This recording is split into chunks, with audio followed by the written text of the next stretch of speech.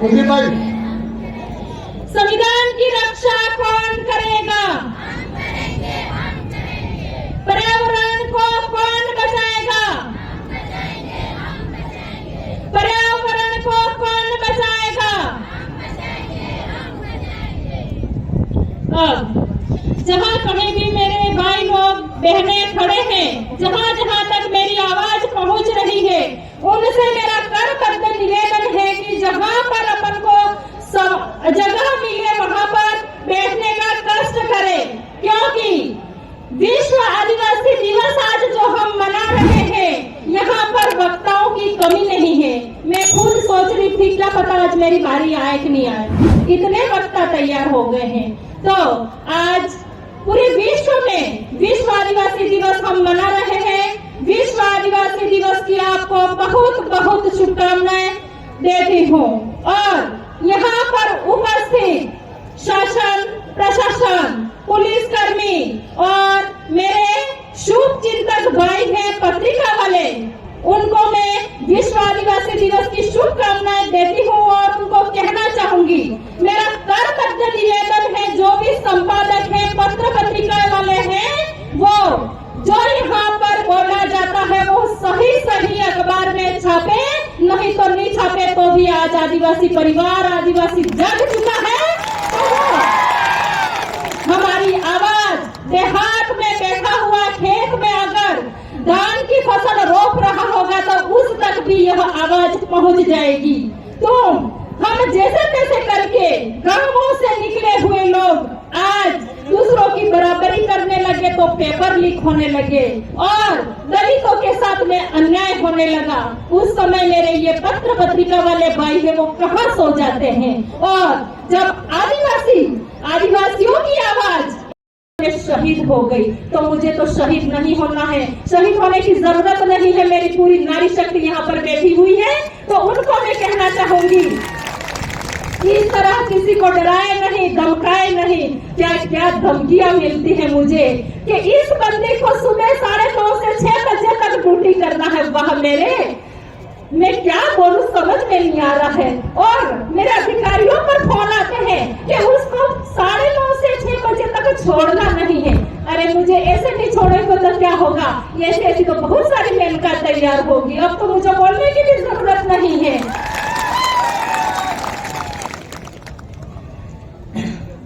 अब मेरे साथ में बहुत सारे वक्ता हैं, तो मैं थोड़ा सा मेरे ये बहुत सारे अभी मैं रास्ते में आ रही थी तो अलग अलग ग्रुप थे, देखकर बड़ी खुशी हुई कि हमारे पुलिस कर्मियों की वहाँ पर जरूरत नहीं पड़ी। बहुत अनुशासन तरीके से वो लोग खुद वॉलेंटियर का काम कर रहे थे, तो मुझे बहुत खुशी हुई। लेकिन वही वॉलेंटियर आज जो काम कर रहे हैं उनसे मैं करबद्ध निवेदन करती हूँ कि ये जो पत्थरमारी हो रही है उनको रोकने का प्रयास हम करेंगे और हमारे गांव में ये पता करेंगे कि कौन ऐसे असामाजिक तत्व हैं, कौन बच्चा है जो पत्थर मारने का काम कर रहा है। तो हमारे गांव में जो भी ये सरकार, बादशाह, रावण, जितने भी ग्रुप, जेवीआर, ये सब ग्रुप के जो एडमिन भाई हैं, उनसे मैं कहना चाहूंगी कि हमारे गांवों में जब ऐसा ये चल पड़ा है तो हमको दूसरे लोगों से खतरा नहीं है, हमें हमारे आदिवासियों से ही खतरा है। और कौन से आदिवासियों?